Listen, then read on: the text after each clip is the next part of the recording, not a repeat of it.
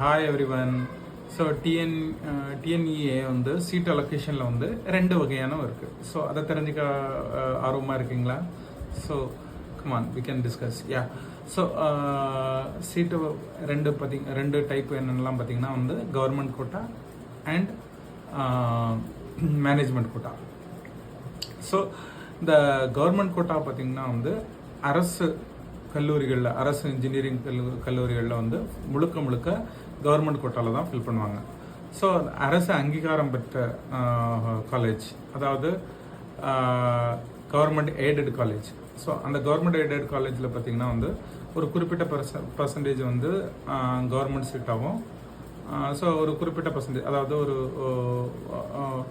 60 to 65% government சீட்டாகவும், so 35% வந்து உங்களுக்கு வந்து மேனேஜ்மெண்ட் சீட்டாகவும் இருக்கும்.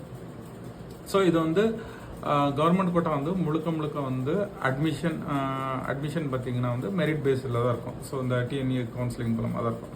ஸோ மேனேஜ்மெண்ட் கோட்டா பார்த்தீங்கன்னா வந்து டைரெக்டாக இப்போ வந்து எக்ஸாம்பிளுக்கு வந்து மார்க் கம்மியாக இருக்குது, ஸோ அவங்க வந்து டைரெக்டாக மேனேஜ்மெண்ட் கோட்டாவில் போய் படிக்கலாம். ஸோ அப்படி இல்லைன்னா வேறு ஸ்டேட் ஸ்டூடெண்ட் வந்து தமிழ்நாட்டில் வந்து படிக்கணும்னு நினைக்கிறாங்க. ஸோ அவங்க எல்லாம் வந்து மேனேஜ்மெண்ட் கோட்டாவில் தான் வந்து அவங்கள செலக்ட் பண்ணுவாங்க. ஸோ இதுதான் வந்து கவர்மெண்ட் கோட்டாக்கும் மேனேஜ்மெண்ட் கோட்டாக்கும். ஸோ எப்போவுமே தெளிவாக தெரிஞ்சுங்க, கவர்மெண்ட் கோட்டா முழுக்க டிஎன்இஏ கவுன்சிலிங் மூலமாக தான் அட்மிஷன் எடுப்பாங்க. ஸோ இந்த நீங்கள் கவர்மெண்ட் கோட்டாவில் போனால் மட்டும்தான் you can avail for the scholarship and other government schemes. So இந்த வீடியோ பயனுள்ளதாக இருந்திருக்கும்னு நினைக்கிறேன்.